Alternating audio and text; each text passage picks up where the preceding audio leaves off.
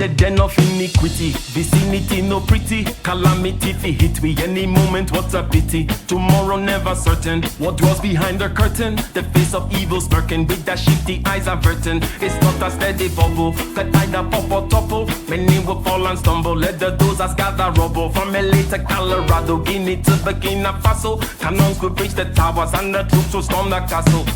I say, run, run, come, make we get it.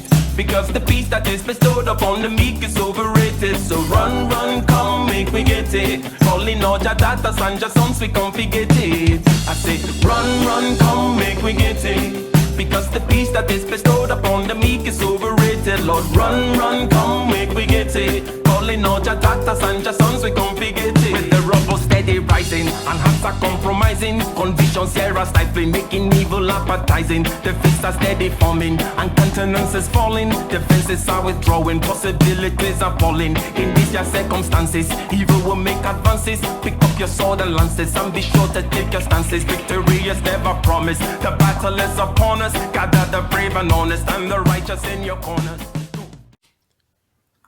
Hello, hello, hello, and welcome to my channel. My name is Ike Ogiamin, and over here we talk about being better and doing better. And what are we doing today?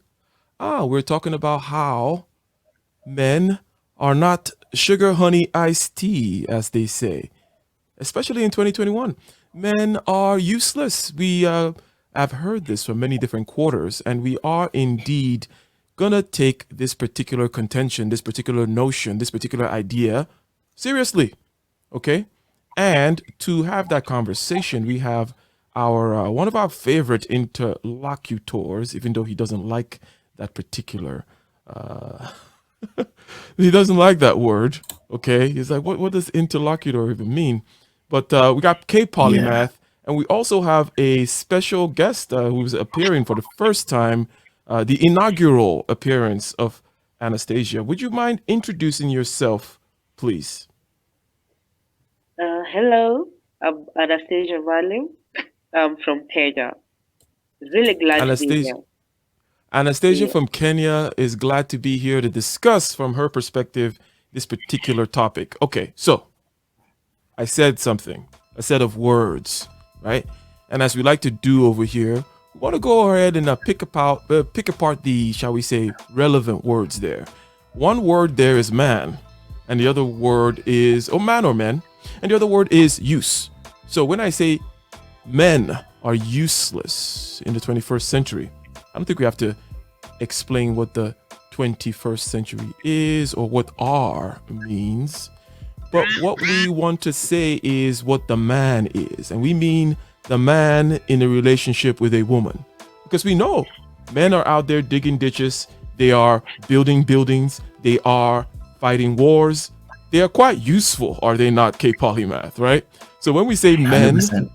Are useless in the 21st century, we're not saying men are of a particular kind. We're talking about men vis-a-vis the relationship within a family structure. We're almost saying that the male role in a family structure vis-a-vis a woman, the traditional family structure, the man is useless, okay? And when we say use, what kind of use exactly are we talking about? Well, let's define it, if you will.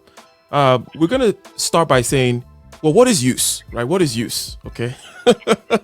You know what, before I go there, this is the kind of thing that, what do you think I mean by use, K Polymath? You're a smart guy. Use, okay. Fulfilling a particular facilitative need towards the other end. So there's an end that needs to be pursued, and you need to fulfill, you need to go from point A to point B somehow, some way. And usefulness is that which facilitates the movement from point A to point B. Okay. So one way that I've heard it said before, and this was in Plato's Republic, and it's not in terms of definition that we're having a conversation. It's Plato's dialogues, right? They're going back and forth. And at some point they say, hey, you know what? Let's narrow it down and let's say something is useful for what it is best for, right? Now, why did that come up, right? Why did that come up? It was because, let me give an example. A shovel and a spoon can be used for similar things, right? You could presumably eat your food with a shovel and you can dig ditches with a spoon, correct? Right? Those Yeah. listening would agree, and K Polymath is saying yes. However, one would say, with regards to utility, with regards to facilitating from moving from point A to point B, as you have said, that a spoon is best for eating, and the shovel is best for digging ditches. Even though True, you but can Africans switch. will say the hands are better for eating. But that's a whole different. That's a kind whole of different worms. thing. Obviously, yes. And the whole point of this conversation about something being used for what it is best for, because you have to assign things like A is used for this. Well, why is that A used for this? Can I not use B, C, or D? And he was saying, hey, when you get into this landscape of comparison, we're talking about what something is best for. And why do I bring that up? Is because the things that we're trying to facilitate vis-a-vis, why a man is there in the structure of the family can be facilitated by other means, right? So the idea of me showing here Maslow's hierarchy of needs is as follows, right? We are talking about the bottom part here, okay? Not that part. Let me not include that part. We're talking basically about the physiological needs. We're talking about what people like to call here in these YouTube streets protection and provision, right? Now, we're saying that for a man to be useful in this regard, he vis-a-vis his woman, he vis-a-vis his family, his children, his lineage, has to be the best, okay, for providing for those needs, right? So I'm going to ask Anastasia just first, and then K Polymath, if so far we're clear that a man is useful, and you may disagree, or what the man is supposed to be for is for the protection, provision, get that food, clothing, shelter thing going, protect the border, whatever it may be, right? And usefulness in this case, our kind of conception of usefulness has to be that he has to be the best for it. Otherwise, why don't you just switch to another option? Any thoughts so far with regards to just us defining these terms, Anastasia? I can say, according to our society, probably the man has to provide, and he also has to protect the family for him to be considered a man. Mm-hmm. Even in the 21st century, as much as the society has changed, what is expected of men hasn't. It has still remained the same thing, that they have to be protectors, they have to provide, they have to be the head, they have to be powerful for them to be considered men. So when they do not do that, they are considered useless, as you termed. All right. I like it. So now, K Polymath, so she has said that basically, okay, she agrees that even though things have changed, a man's role still is what we have defined it to be, being at this bottom level of Maslow's hierarchy of needs for the protection and the provision. And that we're making a broad statement that says the man has to be the best for this in the 21st century in the context of the family, or he's useless. What do you have to say about that so far? That's an interesting point, actually, that she brought up, and the fact that she made it so clearly and cleanly stated without, adding some woo things in there, is that in the modern century, even though women have a lot of those things covered by society, like safety, we have the police system, provision, sometimes some governments help, but it's still, pardon my COVID, it's still an expectation that these things are covered, even if they're covered elsewhere. Meaning, this is a trans-temporal thing of being that has been interacting, as Hegel says, between the men and women due to this interaction since we existed. I think her point is actually really salient. This is an expectation that is trans-temporal. So if men can't do it in the usual way that they used to, they need to evolve and get on the program with what's happening right now. Okay, so I want you, K Polymath, to introduce the concept of why it is the case that I want you to make a case. Okay, I don't know what you think.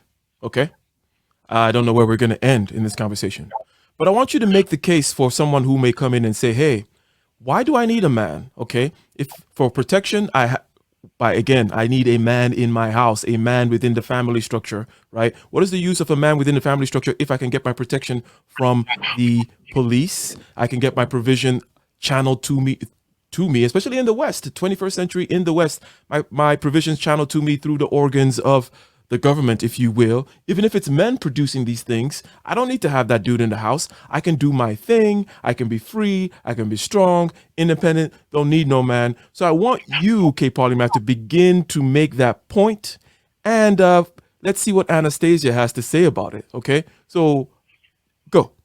Yeah, so that's an interesting point. Okay, the first and primary point I'll bring up is psychological well-being and welfare. The thing is, when let's define safety in two parameters. There is the physical sense of being safe, which is your doors are locked, you live in a safe neighborhood. Then there is the emotional sense of security, which is you feel safe around where you live. If you have a man in the house, you feel safer. You know that your kids are going to be looked after. The same things that your kids will not have to go through, which other kids which don't have a father in the background will go through. So this is a lot of psychological requirements that needs to be met, and that's why men are important. So that independent single black woman out there, sorry, I had to bring up race. I meant single woman out there. You're missing out on basic psychological needs and also the feeling of safety. There's also the added aspect of actually being safer with a man around, because some things do go down sometimes. And if there's a man there, he is more likely to give up his own body as a protection agent towards you. So if you want to be single, go ahead, do it. That's your own prerogative. But there are added benefits. And I'm not even going to go out society at large with the criminalities of kids who grow up without, fathers in the background, etc. I'm just going to keep it to the intrapersonal relationship between the man and woman. And Okay. So, Anastasia, he has put a lot on the table. What are your reactions? She is the table. And I think it's more. So as I was saying, it's more of the psychological part, because we've been wired to think that when a man is not there, kids aren't complete, we aren't safe. As much as we can, probably the 21st century woman can pay for security and raise the kid well, but we have been wired to think that without a man, it's kind of a certain deficiency that someone lacks. So it's more of psychological, which is hard to overcome as much as we're growing, and which I think will really take time. Would it be your desire for this particular psychological dependency to be overcome? Number one, is it desirable? And number two, can you envision, perhaps, maybe I'm pushing things too far, but you can start with the desirable part. Would you like that to be the case? Maybe not for yourself, but for others. And also, could you envision a society whereby maybe the society functions better if we got over this particular psychological hump, if you will? For me, I think we need to overcome that. Mm-hmm. We need to go back to the sense that probably maybe marriage is more of companionship than roles, so that we can function as maybe companions, and not more of a man should do A, B, C, D, and a woman should do this A, B, C, D. So if one party doesn't do it, it's kind of weird, probably. So yeah, I would envision a time where that part wouldn't be there. Okay, so envisioning the part where it won't be there, that's a fair projection given trends and trajectories. So nothing crazy about that being said so far. Now, there is a question as to what a man wants, because you mentioned companionship, and there are two things that come up There are two things that immediately come up when that is stated. Okay? And give me a second here. She fell off again. You scared her. Let's get like, oh no.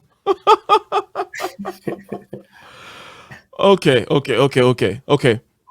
So, Anastasia said something rather interesting. She made a projection into the future, a fair projection given trends that we see so far, right? There are trends that are economical, technological, political in nature, such that the man is no longer best for the needs which have already ascribed to him, the things that he's supposed to facilitate through no fault of his, right? These particular rugs have been pulled out from under his feet, if you will. Now, Anastasia mentioned that there is still a psychological part whereby a woman feels less than complete without the man there. And that's going to take a longer period to overcome if I just say, okay, evolution. Right? If I say evolution, that's going to be longer. It's not going to just happen overnight. But let's say even that happens. There's the question of the companionship that she mentioned. If we look back at our Maslow's hierarchy of needs, the emotional needs and things of that nature, those are a little bit more fleeting, right? If we're talking about now, okay, well, maybe we should just, rather than take care of, okay, that the man is no longer useful for this part, okay, but maybe he's useful for the love and belonging, okay? Now, what I have to say about that is a couple of things. The love and belonging part, okay, of Maslow's hierarchy of needs is kind of wishy-washy. It's one way today, another way the next day, especially for Let me women. ask you a question. This is interesting. Go ahead. Anastasia, it looks like she's actually following the Maslowian hierarchy of needs without even knowing it. Maybe it's because Well, she otherwise saw it. Maslow's hierarchy would not be any good if it didn't naturally flow. But anyways, go ahead. Right. Yeah, it's an interesting point to see in real time that she mentioned the level up without actually having interacted with this Maslow's hierarchy of needs. Yeah, it's just a nice, interesting way to see the model kind of work, I guess. So let me ask you, Anastasia, right? There is the psychological part which can you hear me? Yes, I can. Okay. There is a psychological part which you mentioned, and then it has to do with the companionship. And the yellow part of Maslow's hierarchy of needs there has to do with that sense of belonging and love and so on and so forth. You're saying that, okay, cool. We can cancel out the bottom part because that part is going to be facilitated by robots and artificial intelligence or whatever it may be. And now let's just be companions. But I'm saying, especially from the point of view of a woman, is this not a very dangerous thing to build anything on? Why is it dangerous? Because, and I'm not talking about whether it's inevitable or not. I'm just saying, is this not something that is here one day and is gone the next? Women constantly saying they're not happy is something we hear all the time. No fault divorces, 80% filed by women. Why? Irreconcilable differences. Read, I'm not happy. In other words, the love ain't there anymore. The spark ain't there anymore. The companionship is gone. So without something solid, such as something external, as external as the bottom rung of Maslow's hierarchy of needs, protection, and provision, how can we have a basis for that companionship? Okay, that's number one. In the sense that, let's just say that, I'm sorry, Craig Paul, you're going to say something? Yeah, I want to clarify. What do you mean by companionship? Because I think we might be misreading what she means by it. Okay, what do you mean by companionship? It's more of the friendship part, just like the chart. The friendship, the love, the emotional connection. Yeah, that's what I mean. Okay, so you're saying the friendship, the love, just like the chart, she says, K Polymath. Does that answer your question? Okay, so not fully. So I want to reiterate Ike's question is then, what makes a guy or a woman want to maintain a relationship across time if it's based on things like friendship only and love, which are fleeting? They always change. One day they're here, tomorrow they're not. So yeah, how do you extend, or I guess, does it not matter if this survives across time? What's your opinion on that? My opinion is we can always decide, to build our friendship, to see what is wrong and make it work. But then when you stick with provision and all that, most women at this century can provide for their needs. You see? So what happens when probably I have a guy who is okay, let's talk financially, who's earning less than I am, so I'm able to even provide for my needs and take care of everything in the house, be it even security and all that. It means when we stick to the provision and protection part, it will be relevant. But then when there's that friendship and there's that emotional bond, we can stay a little longer, or we can last for a lifetime. Ah, okay. Now, I would tend to disagree. let me put it this way. So, if we took that whole companionship thing, okay, there's something that the woman generally wants and there's something that the man wants. I'm going to put it starkly, and I would say that men don't want to be friends with women. Okay? Okay. Is that something new to you? It depends. With Of course it depends. But is it something new to you? Is that general statement shocking that men don't want to be friends with women? If they're your friends and they're hanging around, it's because they're getting some other kind of thing or hoping for some kind of something else. But we're not your friends. Yeah. I guess the question here is, do men, let's say a boyfriend especially, do they want friendship from you mostly? Or do they want something else we call monkey double backflips? Two kinds of attention going on here. Sexual attention and non-sexual attention. Women like the non-sexual attention of men. Men want the sexual attention of women. Men are not, by and large, looking for non-sexual attention from women. Or, in other words, women want to talk and enjoy talking. Men want to pretend they're listening while they're getting something else. What do you have to say about that, Anastasia?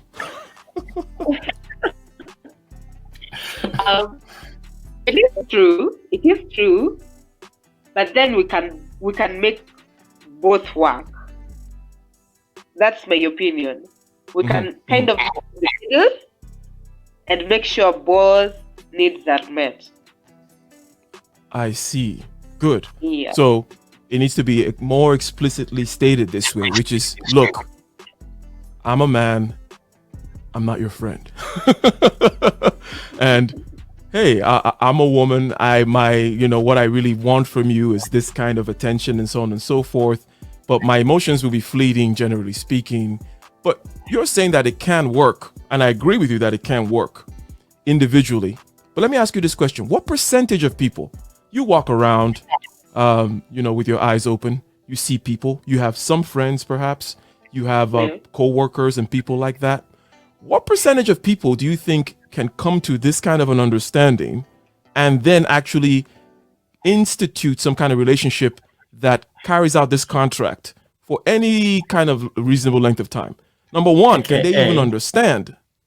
AKA, what's your track record with men, and how have you been dealing with ex-boyfriends, and why are they exes? Probably, it is true. It's a very few people can do that, but I have also seen people who have adopted that and are okay for the long term. So I think it's about getting someone who you can reason with and make a decision with to follow that track. But true, they're not many. They're not. You're correct. So in this case, it would seem to me, K Polymath, and let me know if you have this similar intuition. It would seem to me that this is not something that a lot of men are going to have an issue with, in the sense that, hey, men are the ones who think this way anyways. Men are the ones who are sitting there pretending to listen, right? Men are the ones who think of relationship as very transactional. Men are the ones that are like, what's all this love BS? You're going to tell me you love me today and then throw some crap in my face tomorrow and then take half my money? I know how you are. that kind of thing. In other words, we're less emotional. Again, why? Because when you're handling the bottom aspects of Maslow's hierarchy of needs, okay, over there, facts don't care about your feelings. The fact that the deer is not here doesn't care about the fact that you're hungry. The fact that the enemies are coming across the gate doesn't care about the fact that you're scared. Okay? Hierarchy, order, and facts don't care about your feelings. Things are transactional. Men are very fine with that kind of thing. But what do you think, starting with K Polymath, do you think women will be okay with this kind of, we've removed this part of the transaction, and now this other part, which was supposed to be companionship, men are like, whoa, whoa, whoa, whoa, whoa, whoa. It's going to be more transaction than what you think companionship is, and I'm fine with it. I've been pretending to do something else this whole time. Do you think my intuition that more men are going to be willing, but maybe women will be disillusioned by this new arrangement? What are your thoughts on that? First of all, K Polymath, and then Anastasia. Yeah, that's actually a very interesting point. I actually think that you're right. I do think more men are going to be more willing to engage with this transaction. Women in general are going to feel, okay, the fantasy of falling in love, the fantasy of knowing that this person tells you all these sweet things, or sweet nothings, as they like to say. Most women aren't going to be interested in knowing all the facts about how his business is run and why he chose her.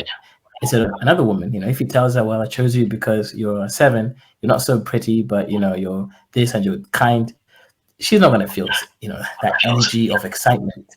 So yeah, I do agree with you, Ike. However, I would like to put it this way.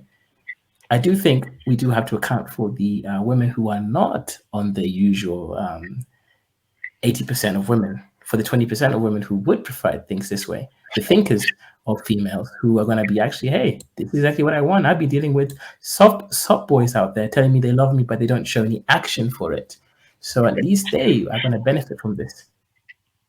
Okay, Anastasia, you're saying that, and so far I may assume that you're one of these on the 20% side. And you seem to say, hey, it can be done. It can be done, even though we force you to agree that, hey, 80% is not going to work for them.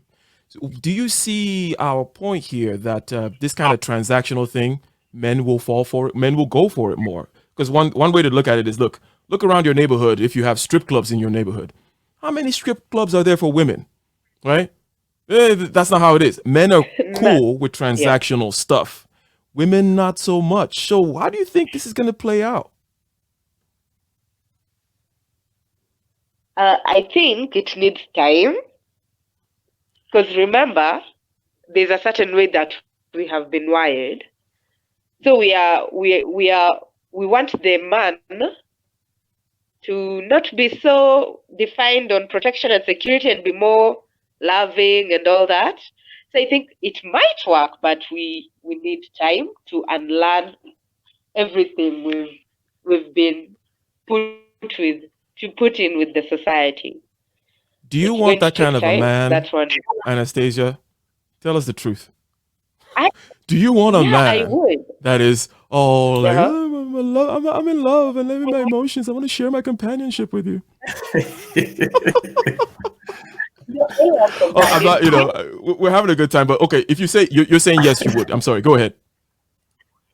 No, I love companionship, so I'd choose the companionship part more than even the homeless man.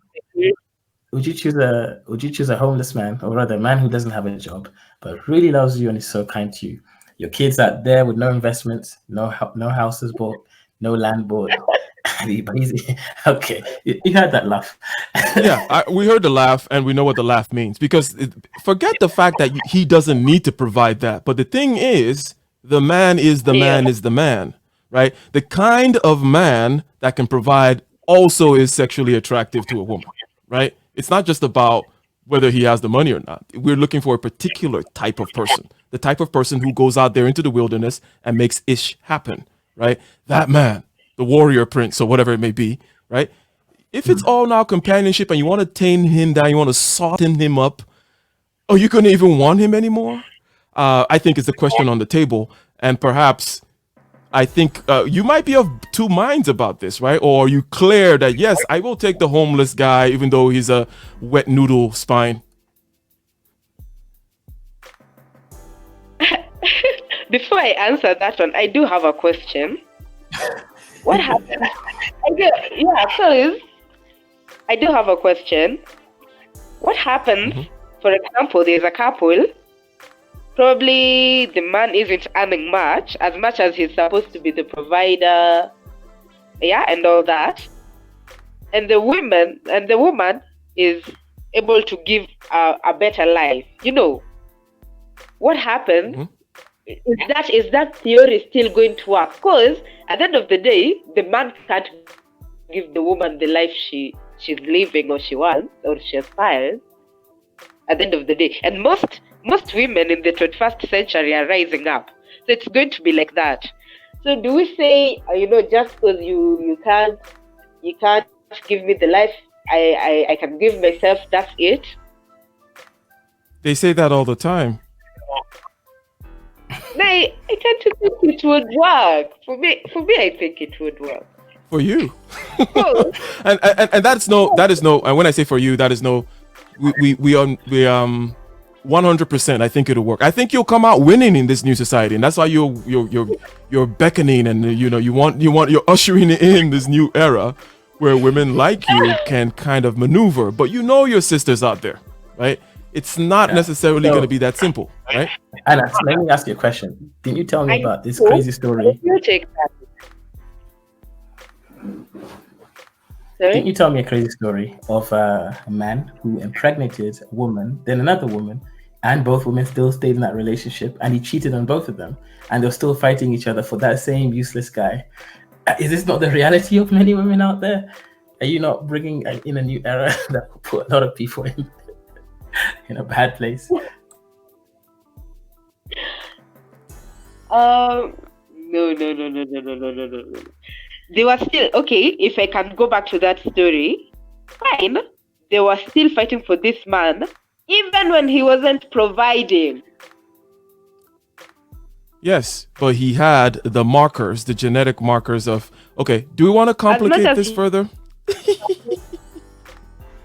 Sorry, go ahead.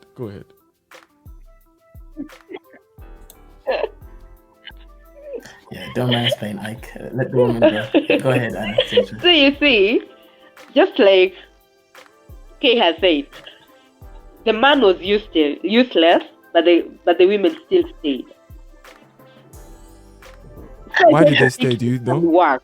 And I'm sorry, it's the delay, by the way, that's making me do this. So, but Anna, do you know why they stayed? Yeah, why? Because didn't you tell me that there was another woman, or was it, who decided to refuse a doctor and chose to choose a low-level guy who cheats on women and killed women instead of choosing a doctor? So what's going on in these people's psychology? How is she refusing a doctor and choosing someone else who might even murder her? What's going on in her mind? Anastasia, tell us the story. Can you hear us? Yeah. Okay, let's go from the point of Anastasia. Tell us a story about the woman who chose to go with a low life cheater instead of a doctor, and we'll discuss that. We use that as a little fun. Also, next time you put your phone on do not disturb so that you don't get the text messages. But yeah, tell us about this woman who decides to choose a low life guy who cheats instead of the doctor, the good doctor who would give her companionship and kindness and love, as you said.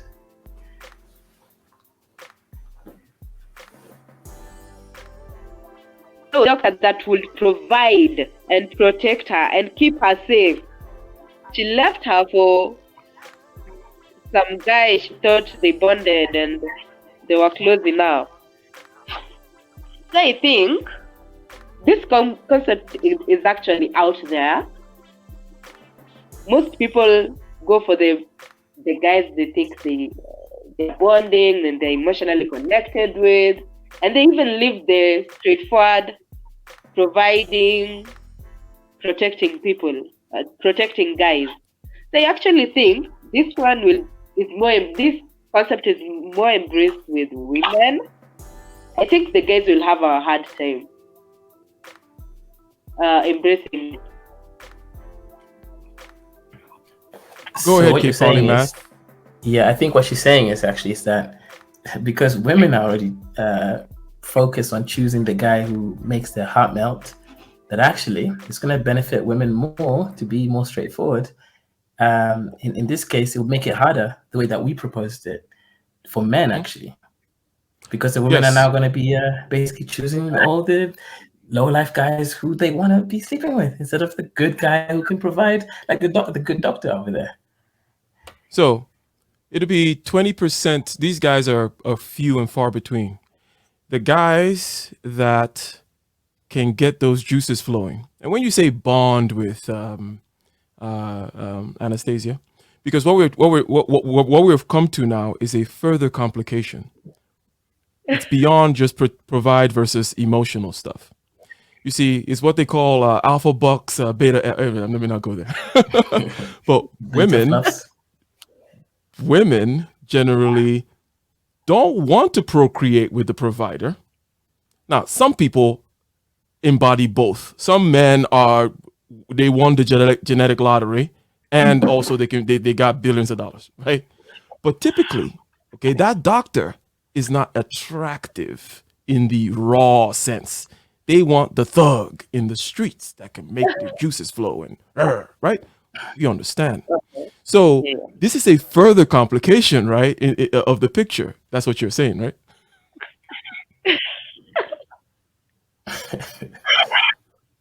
It is complicated, and it is sad that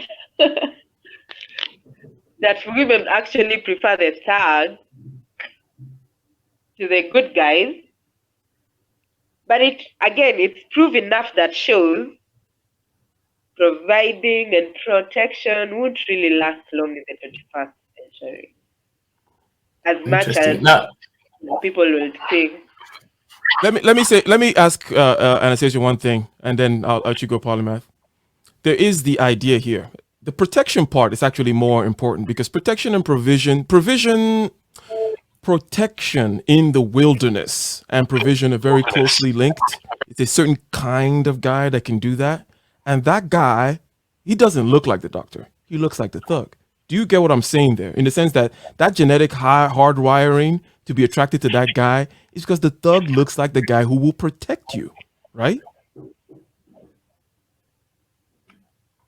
You know, like in the streets of Nairobi, when some guys come into your house, you want someone who's going to fight you, not some doctor. Hello, please, I would give you anything. Just leave us alone. You want the thug to get and grab the panga, that sharp ass knife, and go and attack these hoodlums trying to get at you, right? You don't want the doctor saying, please leave us alone. This is illegal.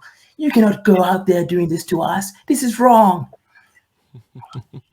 So basically, and I'll let you go there, Anastasia. I'll wait a couple of seconds for my delay to happen here. But I envisioned this happening. We started off with a one-dimensional thing where we were saying we're going up on Maslow's hierarchy of needs, okay? But there are always many, many dimensions. But it does not still negate the truth of what we're saying. It just still turns out that the protector guy, okay, what he actually looks like, what he makes women feel, is not this doctor guy that you're talking about. Okay, so women are still gonna go back down. They're not gonna go for the emotional companionship and all that kind of airy fairy stuff. They still want that raw masculine energy, which is good for both protection and for breaking her back in the bedroom or something, you know? True, but then it won't last. You know, because again, if you're that thug and they feel safe, blah, blah, blah, blah, but I'm not connecting with you emotionally, eventually I'm going to leave. I'm going to leave you because I'm connecting with emotionally. So it still wouldn't last, just like the provision part won't last. Even that won't last for long. Eventually, a woman will go back to the person they feel emotionally connected with. Have you guys seen Think Like a Man, where the CEO goes for the chef because the chef understands her more and all that, and leaves her level kind of men? who can protect and provide, and they're in very sharp suits. So eventually, it won't last for long. It will just crumble, and the lady will go back to the emotional connection. Let me ask you a Mm. question then. How many women of your friends do you know that date a man, or rather are married to a man that earns less than them? Both, actually, not even let alone my friends. Most women I know are actually keeping men. Mhm. Huh? So the man isn't providing, the man isn't protecting, but you'll hear stories like, I feel loved. He communicates well and all that. Mhm. They eventually go back to their emotional connection. Okay. So as not to completely confuse the audience, because I think we're clear on what we're saying, and I see the different charts in my mind here. But I didn't sketch it out. All I had was the one-dimensional Maslow's hierarchy of needs. But what we can all agree on is there's no stability coming out of the future, is there? There's not going to be any stability. It's going to be I'm emotionally attached to the chef until I'm Yeah. emotionally attached to the sharp suit, and then I want a thug, and then I'm emotionally. Is this not what's going to happen in the future? I mean, it's already happening right now, right? In other words, there's not going to be any instability. Is one thing that we can definitely predict. Would you agree with that, Anastasia? I would. I would. That I'd actually agree with. Because you sometimes hear a woman saying, I want a kind guy, but I also want him rough. I want a good guy, but I want him. So, yeah, it's going to be a really confusing stage for us and a lot of instability. But Mm. I tend to think over time we'll find our balance. It's going to take a very long time, but we will find our balance. Two ways in which, and I'll let you go ahead, K Polymath. Two ways in which it could happen. Time is needed for both. One is very, very, very long time, evolutionary time, right? For people to, as you've been using the whole wiring analogy, for people to get rewired. Another way that it's going to happen is for power to kind of get instituted differently, such that there's a new kind of order, right? In the sense that, and maybe you can go, you can see if you can expand upon it more, K Polymath, right? Because the point I'm seeing here, the intermediate period, is people like K Polymath, people like me, people like you, Anastasia, that perhaps can understand, that can wheel and deal. We're a little bit like mercenaries, right? We're gonna have a great time.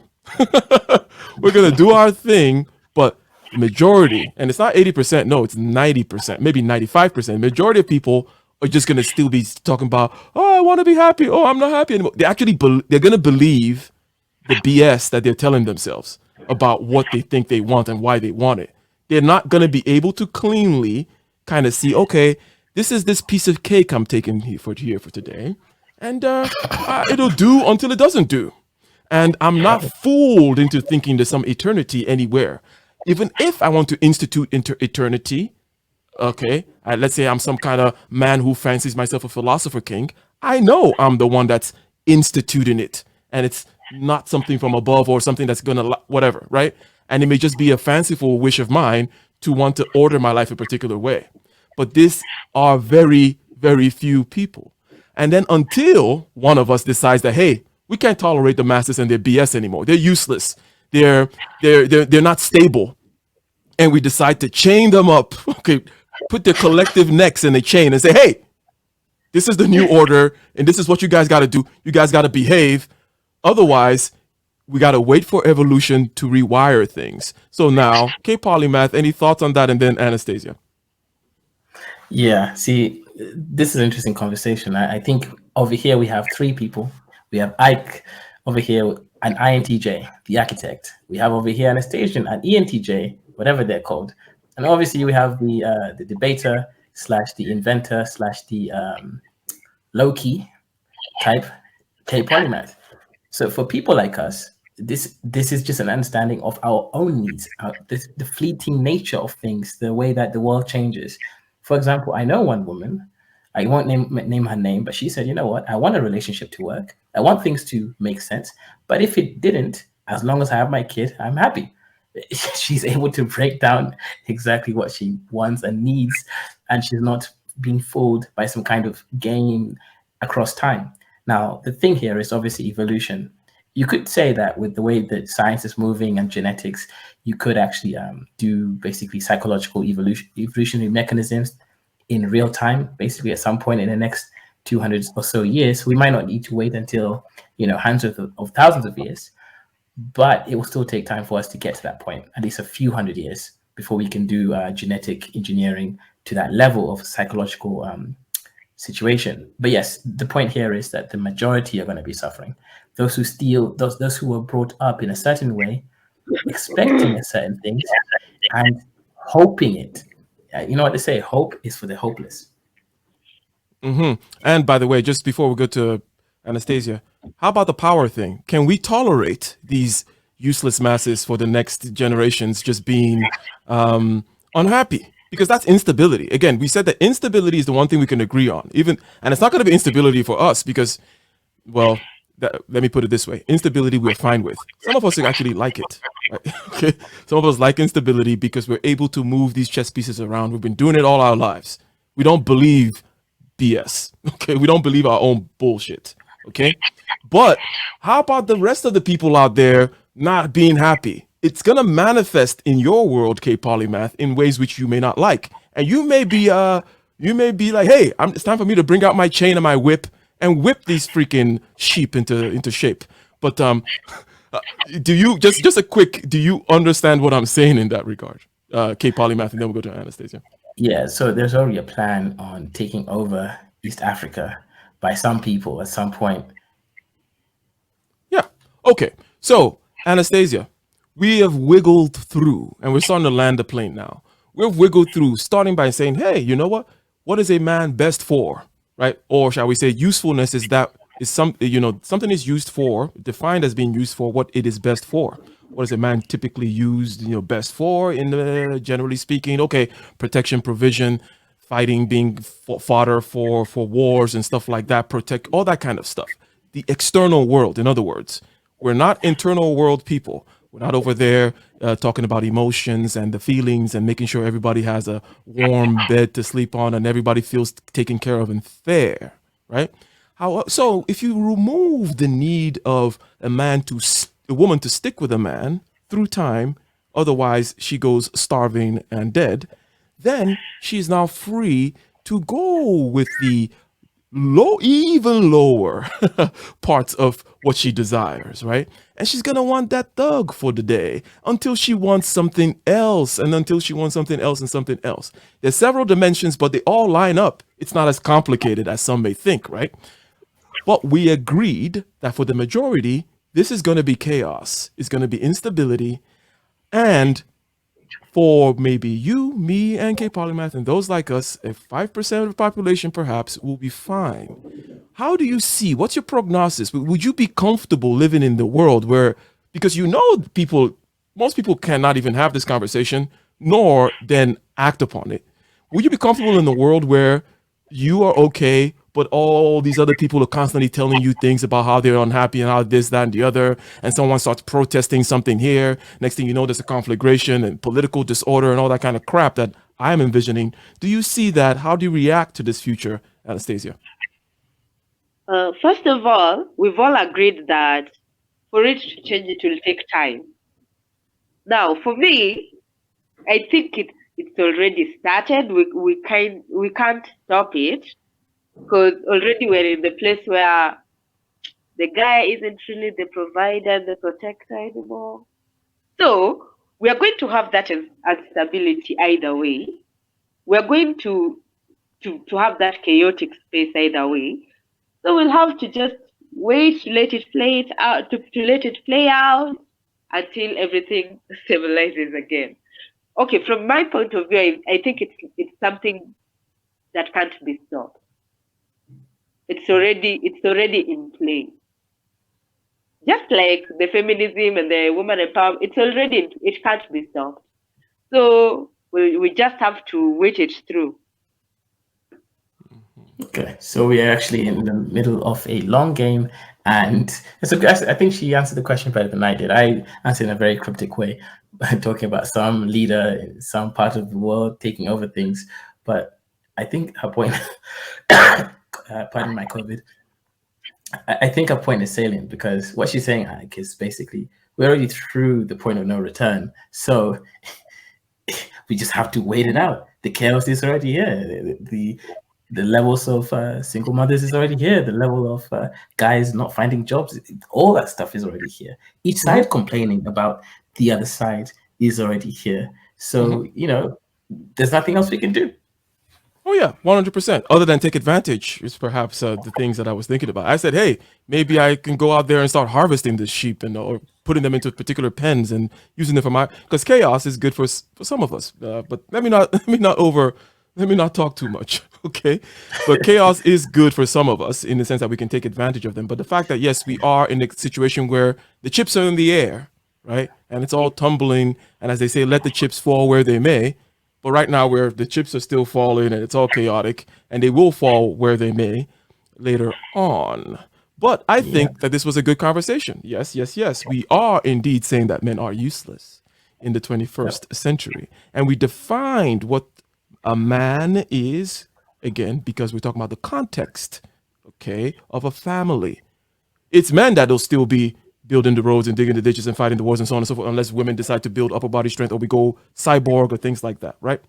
It's still going to be men doing these things. But within the context of the family structure and interpersonal relationships, the man is useless because that protection provision thing is gone. And now we're going to have the same conversation in about 25 years. The moment when we can safely, easily have ex vivo fertilization and development. So basically, the point where the woman becomes useless. Right. So we're gonna have this conversation in 85 years. Hey, I can have a kid now. It's not a test tube. We don't need you anymore. So either way, these are things that are causing all kinds of perturbation in societies. For someone like me, who's now forget the 5% stuff. I'm just talking about like someone who's quite introverted. Like, I don't give a crap about these people's unhappiness or whatever, and it's not going to bother me, their agitations and so on and so forth. I'm a Nigerian here to make a lot of money and have a great time and philosophize along the way, right? That's what I'm here to do.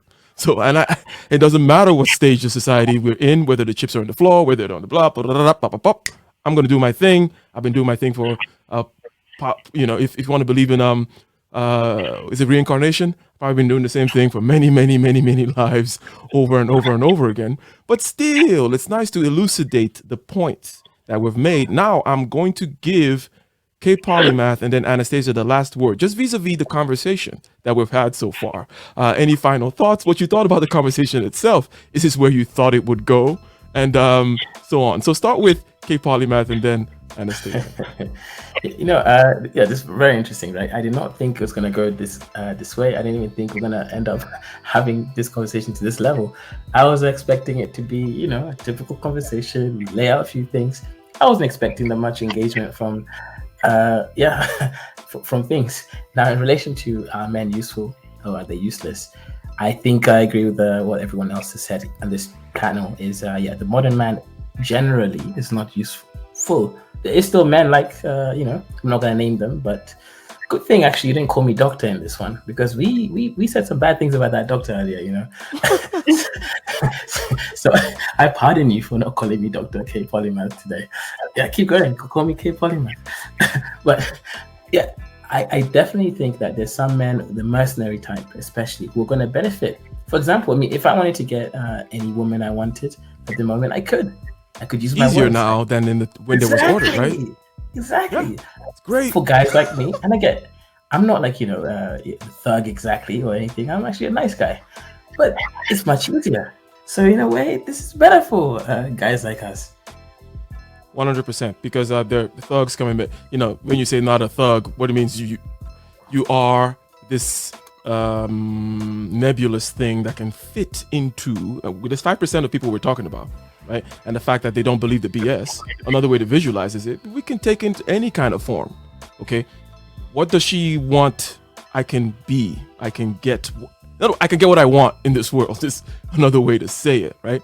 And also, Anastasia is a particular kind that says, you know what, I'm open with this kind of thing, and I can get what I want, and it's all good, and it's gonna be great for all of us. So, Anastasia, last word from you vis-a-vis the conversation, thoughts about it. Is this where you thought it would go? And any final points you may want to add? Oh, wow. I actually thought we would follow your chat, but things have gone a different way. But it has been an interesting discussion. And I think, for me, the whole concept will work. So I'm actually not disturbed. I'm actually looking forward for at least the 5% to get whatever they want. Finally. Oh, I like her. Okay.